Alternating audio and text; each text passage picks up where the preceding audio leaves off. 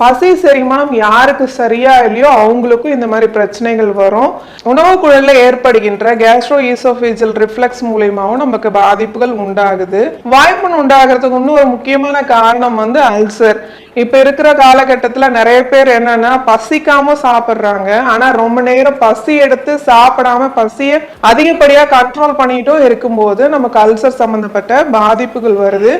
அதே போல நிறைய ஃபாஸ்ட் ஃபுட் ஐட்டங்கள் அதிகப்படியான காரம் மசாலா இதெல்லாம் எடுக்கும்போது அல்சர் சம்பந்தப்பட்ட பாதிப்புகள் வர்றது மூலியமா வாயில அதிகப்படியான துர்நாற்றம் உண்டாகுது. இதை எளிமையா நம்ம எப்படி சரி பண்ணிக்கிறது அப்படின்னா, இதுல முக்கிய பங்கு நம்ம வகிக்கிறது ஆயில் புல்லிங் கண்டிப்பா பண்ணணும்.